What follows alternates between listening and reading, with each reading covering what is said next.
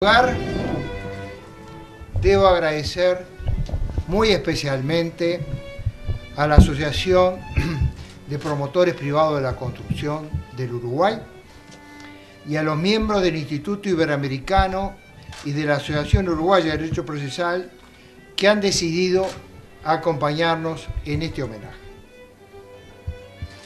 Evocamos hoy a Couture y nos preguntamos ¿cuáles han sido los rasgos de su fuerte personalidad que han incidido para que aún hoy, a 60 años de su muerte, su espíritu viva entre nosotros y sea recordado con admiración y afecto, tanto en el Uruguay como en el mundo jurídico todo?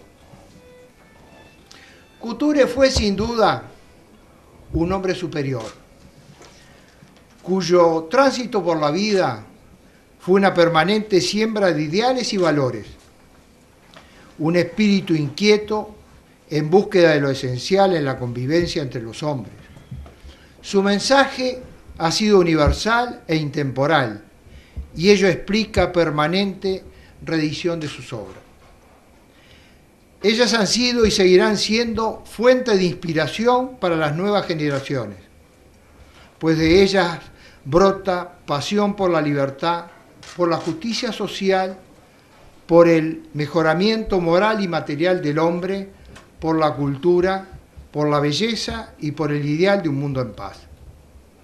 Su amor por dichos valores e ideales fue el fuego que avivó la vida espiritual de las abundantes promociones de sus discípulos, que aún conservan la vivencia de sus magistrales clases, conferencias y discursos. Mirando en perspectiva su obra, nos damos cuenta de que no ha habido un único Couture, sino muchas personas en una sola figura.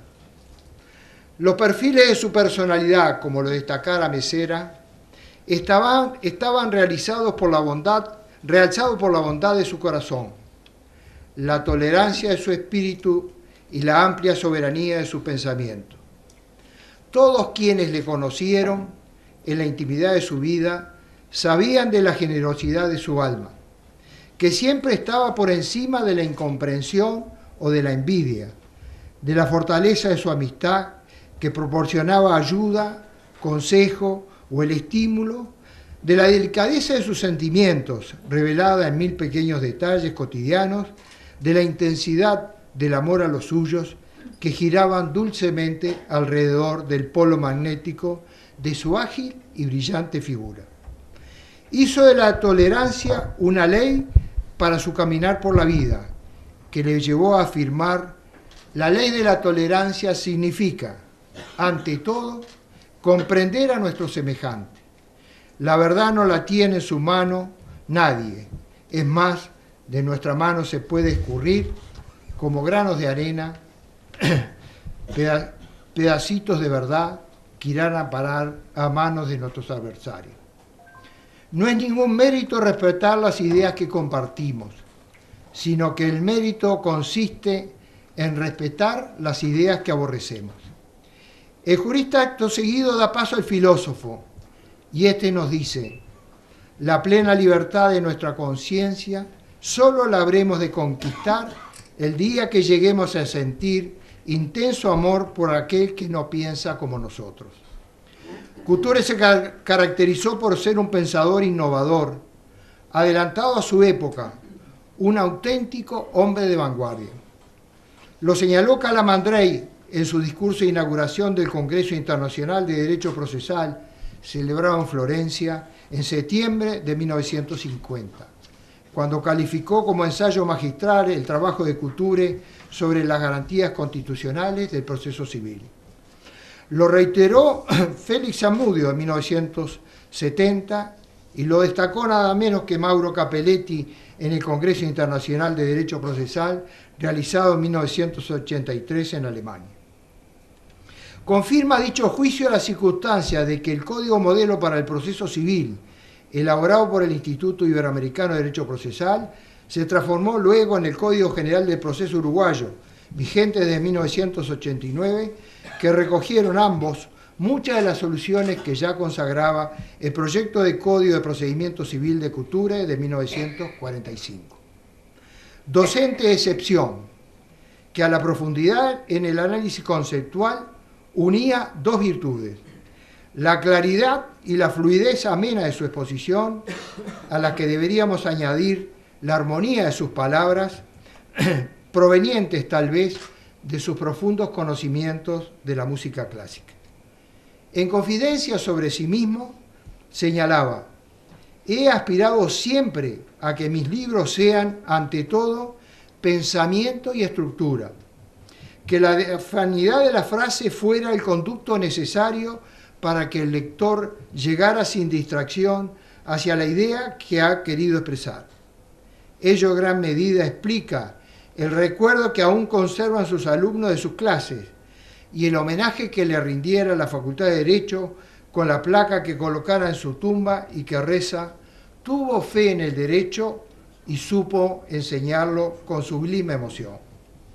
Fue un eximio conferencista que cautivaba a su público.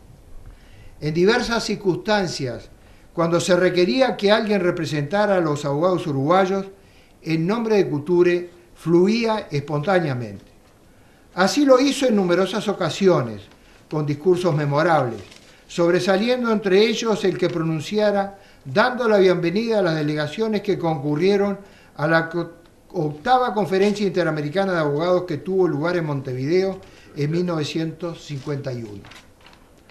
En dicha oportunidad, presentando a su país y a sus habitantes, se preguntaba: ¿qué es lo que existe en el fondo mismo de nuestra convicción democrática del gobierno? Y se respondía: primero la libertad, luego la justicia social y por último lo que Valéry llamaba la política del espíritu. Nuestro pueblo, decía, está convencido de que solo se le puede gobernar con el más amplio margen posible de libertad compatible con el orden. No creemos en el gobierno fuerte, porque la teoría del gobierno fuerte no es sino la teoría del individuo débil.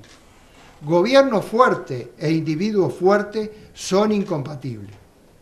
Y nosotros hemos preferido respetar la libertad, aunque para ello más de una vez haya habido que sacrificar un poco la autoridad. Pero también nos hemos persuadido, agrega, de que la libertad frente a la mesa sin pan y al hogar sin fuego es un cruel engaño. Por último, queda todavía como punto esencial de la democracia lo que llamamos política del espíritu. Creemos firmemente, nos decía, que el pueblo solo se eleva por la educación y que en ella se encuentra el rumbo de su perfeccionamiento. En la educación, en la democracia, la educación tiene una importancia superior al derecho. La educación tiene una significación primaria, en tanto que el derecho tiene una significación secundaria. La educación, no tanto la educación en el saber, como la educación en el carácter y en la virtud, constituye un método preventivo del derecho. Otros rasgos de su personalidad fueron su solidaridad y su humildad. A tal efecto vamos a referir brevemente dos anécdotas. Eran los años de la Segunda Guerra Mundial. Tal vez la más dramática de esas historias sea la del decano de la Facultad de Derecho de Berlín, James Goldschmidt, quien en el mes de octubre del 39 le dirige a Couture una carta desde Inglaterra, donde ya comenzada la guerra le expresa lo siguiente: conozco sus libros y tengo referencias de usted. Estoy en Inglaterra y mi permiso de residencia vence el 31 de diciembre de 1939. A Alemania no puedo volver por ser judío. A Francia tampoco porque soy alemán. A España menos aún. Debo salir de Inglaterra y no tengo visa consular para ir a ninguna parte del mundo. ¿Podría usted darle alguna solución a mi problema? En similares términos se refería al profesor Enrico Tullio Lippmann, en correspondencia de noviembre del 38, donde le manifestaba a Couture: si bien yo soy católico de nacimiento e hijo de madre católica, debo, forzado por las últimas reglamentaciones, dejar la enseñanza universitaria en Italia, y le solicitaba a Couture hiciera el favor, lo antes posible, de conseguirme cualquier encargo universitario o secundario que me permitiera proveer a las más elementales necesidades de la vida, dado que no podré expatriarme si no es con una pequeña suma de dinero. A ambos acogió Couture en Montevideo, brindándoles su solidaridad, cuando era un joven abogado con modestos recursos materiales a su disposición, pero con un corazón grande, abierto a las necesidades de quienes solicitaban su ayuda. Pero a su generosidad añadimos la virtud de la humildad, que resalta su grandeza. Para ello rescatamos sus palabras en el prefacio de la introducción al estudio del proceso civil, que recoge sus notables conferencias pronunciadas en la Sorbonne de París en 1948, cuando expresara: solo después de haber durante 20 años estudiado y pensado sobre las mismas cosas, creo haber comenzado a entenderlas un poco. O cuando en ocasión de su recepción en la Academia Nacional de Letras de Montevideo, ante las palabras de bienvenida que pronunciara en su honor el académico Dardo Regules, que expresó: hoy las puertas de esta casa se abren de par en par para que llegue al sitial de los académicos un hombre ilustre, que viene de la lucha ardiente con las armas limpias de inquietud, porque ha servido con firme vocación esclarecida el ideal del derecho, la libertad y la paz armoniosa que nos acerca a realizar en nosotros el tono de una sana humanidad. Couture le contesta con auténtica humildad: la Academia ha elegido para sustituir a un príncipe de la inteligencia, que lo era José Irureta Goyena, a un modesto obrero del derecho. Para reemplazar a un artista han elegido a un artesano. Su nombre ha quedado para siempre incluido entre los más grandes maestros, ya que no solo renovó la ciencia del derecho procesal desde el punto de vista teórico, sino que a través de su proyecto de Código de Procedimiento Civil procuró que la tutela jurisdiccional fuese efectiva y eficiente. Al respecto nos decía en la fundamentación de dicho proyecto: abreviar la justicia no es, pues, solamente hacerla más rápida, es hacerla más oportuna, más limpia y sobre todo más eficaz. Esos problemas necesitan una fórmula de solución directamente apegada a ellos. Esa fórmula es en el proyecto sencillez, probidad y eficacia. Cuando fue electo decano de la Facultad de Derecho de la Universidad de la República, elevó la calidad de la enseñanza de nuestra casa de estudios hasta niveles no superados hasta la fecha, y publicó en esa ocasión un artículo que llama a la reflexión y que tituló La Ley del Honor. En él indicaba: la ley del honor impide al profesor aparentar que sabe más de lo que sabe e impide al alumno ampararse en la fatiga, la edad o la tolerancia del profesor para hacerle creer que sabe más de lo que no sabe. No menos trascendente fue su actuación como presidente del Colegio de Abogados del Uruguay, de la cual nos legó esa auténtica joya que son los mandamientos del abogado. De ellos nos permitimos extraer solamente el octavo: ten fe en el derecho como el mejor instrumento para la convivencia humana, en la justicia como destino normal del derecho, en la paz como sustituto bondadoso de la justicia y, sobre todo, ten fe en la libertad, sin la cual no hay derecho, ni justicia, ni paz. Dichos mandamientos, como lo señalara Guzmán, nos convocan a vivir la idealidad como parte de nuestra esencia personal y nos hacen sentir el derecho y sus valores como una rectoría del pensamiento en lucha con la realidad cotidiana. Rectoría construida con sangre, esfuerzo, sudor y lágrimas, sin la cual la libertad se rebaja meramente a costumbre, la justicia a un simple trámite sin sustancia y la paz se deja violar por el desamor. Couture fue miembro de los colegios de abogados de Buenos Aires, México, Lima, Arequipa, San José de Costa Rica y dictó conferencias, entre otras, en la Facultad de Derecho de París, Viena, Roma, Quebec, México, Miami, Tulane, Puerto Rico, Costa Rica, Honduras, Curitiba, Pelotas, Porto Alegre, Buenos Aires, Córdoba, Rosario, Santa Fe, Bahía Blanca, Santiago de Chile y Valparaíso. Fue un trabajador infatigable y había hecho del género epistolar un culto. Gracias a ello se carteaba con infinidad de pares y amigos en el Uruguay y en el mundo. Afectos y disquisiciones precisas enriquecían su correspondencia, lo que lo unía a otros espíritus selectos, especialmente los vinculados a la joven ciencia del derecho procesal. Comienzan así las amistades y van surgiendo nombres, profesores, juristas, cientistas del derecho de todo el mundo.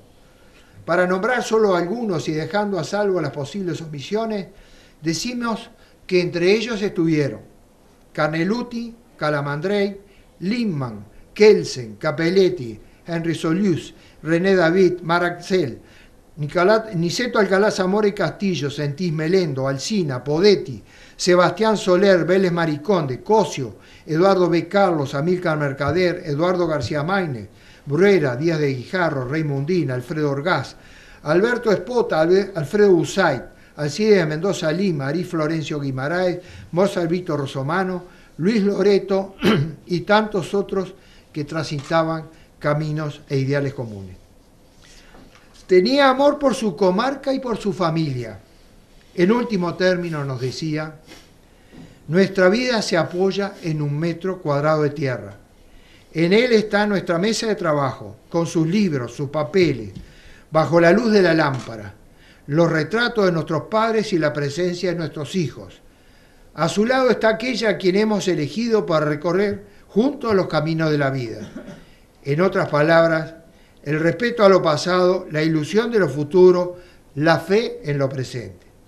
El mundo es grande, pero en último término nuestra vida se asienta en ese metro cuadrado de tierra. Junto al gran hombre que estamos describiendo, debemos siempre buscar a la gran mujer, a la fiel y excelente compañera, su esposa Anita, con quien compartió sueños y realizaciones, y a la que se refiriera con cariño en su trabajo una cierta autobiografía que quedara a su muerte y que sin publicar, y que rescatara del olvido su hija Inés en El arte del derecho y otras meditaciones. Allí Couture dijo, íntima es mi vida afectiva, de la que participo intensamente, y en cuya tibieza he hallado siempre las fuerzas necesarias para reparar alguna que otra pena que alguna vez se ha acercado a mi vida. Joven aún le asaltó la idea de su próximo fin, y en esa oportunidad escribió en sus memorias, si la vida me deja hacer el tratado, mucho mejor. Si no me deja, no pasa nada. Mis esfuerzos no están malogrados. En otras palabras, me puedo morir tranquilo. En cierta forma, Couture, pensamos, estaba invitando a las nuevas generaciones a que no se quedaran con su obra, ya hecha, y que la muerte la habría dejado inconclusa, sino que esperaba que partieran de ella para culminarla. De una vida tan rica, no es de extrañar que surgiera un conjunto de profesores que siguieron sus ideales, formando la denominada Escuela Uruguaya de Derecho Procesal, y que uno de sus discípulos, Enrique Tarigo, le dedicara uno de sus libros con estas palabras, a Couture, el maestro de todos. Muchas gracias.